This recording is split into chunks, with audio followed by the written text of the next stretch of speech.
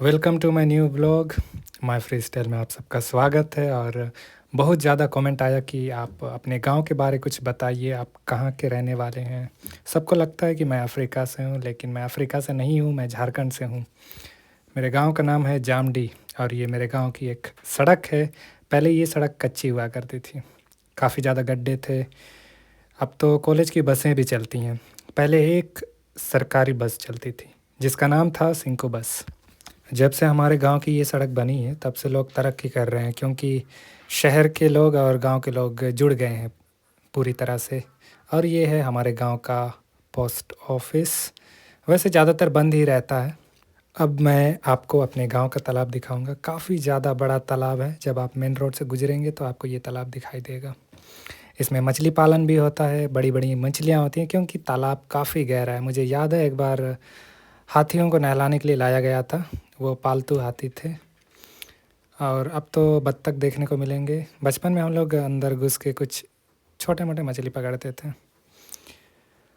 अब मैं नहीं नहाता इस तालाब में क्योंकि मुझे घिन आती है इस तालाब से। पता नहीं क्यों। उस समय तो बहुत मज़ा आता था जब मैं छोटा था। अब नहीं, कभी कभी इमरजेंसी में नहा लेता हूँ, नहीं वरना तो नहीं। बाकी आप लोग कमेंट कीजिए, आप लोग कहाँ नहाते हैं? चापाकल में, नदी में, तालाब में, या फिर स्विमिंग पूल में। हाँ, और एक बात बताना तो मैं भूल ही गया। गांव का ब्लॉग है तो थोड़ा सा बोरिंग लगेगा आपको, क्योंकि गांव में क्या ही देखने को मिलेगा। बैल, बकरी, बत्तख, मुर्गा, मुर्गी, यही सब देखने को मिलता है। और ये है हमारे गांव का मुंडा का घर। वैसे कैमरा लेके अंदर जा नहीं सकते हैं ऐसे रैंडम, तो बाहर से थोड़ा सा आपको एक झलक दिखा देता हूँ। ये उनकी बाइक है, उनके पास एक कार भी है। और ये है पंचायत भवन। हाल फिलहाल में इसे रिपेयरिंग किया गया है और इसमें आपको गांव का नाम नहीं दिखेगा क्योंकि नया पेंट हुआ है थोड़ा सा। और ये सड़क आप बार बार देखेंगे अभी, क्योंकि ये हमारे गांव के बीच से गुजरती है। किसी ज़माने में एक अमीर आदमी हुआ करता था, खैर उसके बारे में आपको बाद में बताऊंगा। और यहाँ पर माघे पर्व में नाच गान होता है। मैं आपको डीलर का घर भी दिखाऊंगा।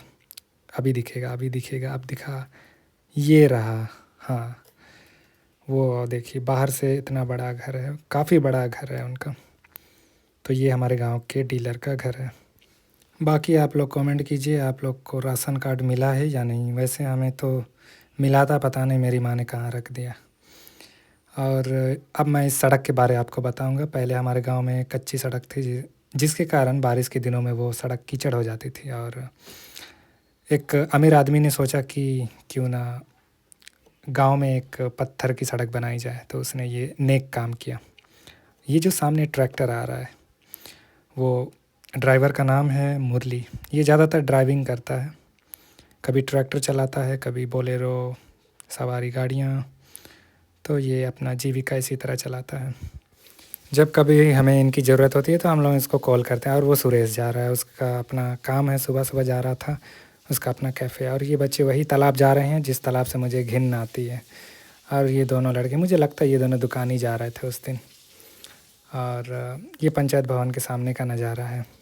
वहाँ से हमारा घर सामने पड़ता है और ये दुकान है, यहीं से हम लोग सामान वगैरह ख़रीदते हैं। और एक दुकान है, खैर ये तो साइकिल गैरेज। यहाँ और यहाँ पर दान पिसाई भी होता है। और वो जो सामने गाड़ियाँ चल रही ना, वहाँ बहुत ज़्यादा एक्सीडेंट भी होता है। यहाँ पर दान पिसाई की मशीन भी है। और जब भी हम लोग को ज़रूरत होता है, कुछ गाड़ी वगैरह रिपेयरिंग करना होता है, हम लोग यहीं पर आते हैं। पहले हमारे गांव में ये सब नहीं हुआ करता था। अब लोग समझदार हो रहे हैं, लोग काम सीख रहे हैं और हमारा गांव धीरे धीरे तरक्की कर रहा है। अब तो स्कूल वगैरह भी ठीक हो गया। और वो दुकान ये सामने पड़ता है, इसलिए हम लोग सबसे ज़्यादा यहाँ से ख़रीदते हैं। ज़्यादातर चीज़ें यहाँ से मिल जाती हैं। और ये बंदा हमारे ही गांव का है और उसकी बाइक देखकर मुझे जलन होती है। खैर, बेटी बचाओ बेटी पढ़ाओ, ये मेरा बचपन का स्कूल है। मेरे दोस्त कहते हैं कि जब मैं यहाँ पढ़ता था मैं बहुत गंदी गंदी गालियाँ देता था। उस समय मैं ज़्यादा समझदार नहीं था। फिर स्कूल में पढ़ने के बाद मैं चाईबासा चला गया। वहाँ से मैंने केजी से लेकर मैट्रिक तक चाईबासा से पढ़ाई पूरी की। कुछ इस तरह से अंदर का नज़ारा। लॉक हुआ था गेट, तो इसीलिए हम लोग अंदर नहीं घुसे। अब तो काफ़ी सुंदर हो गया है। अब मैं आपको ऐसी चीज़ दिखाऊंगा जिससे आपके होश उड़ जाएंगे। हमारे गांव का सबसे पहला चापाकल, जब हम लोग इस चापाकल से पानी लेते थे पूरा गांव मतलब कि एक तरह से समझ लीजिए कि युद्ध होता था वहाँ पानी के लिए। अब तो सबके घर में चापाकल बन गया है और वो भी स्कूल है वो उसमें केवल बालिकाएं पढ़ती हैं और ये हॉस्टल है ये बच्चों का हॉस्टल है। सब कुछ नया खुला है मतलब अलग अलग हो चुका है सब चीज़। पहले केवल एक स्कूल था, अब जगह जगह स्कूल खुल गए हैं जिससे बच्चों में समझदारी आ गई है, शायद आ गई होगी उनमें समझदारी। और ये हमारे खेत की फसल है।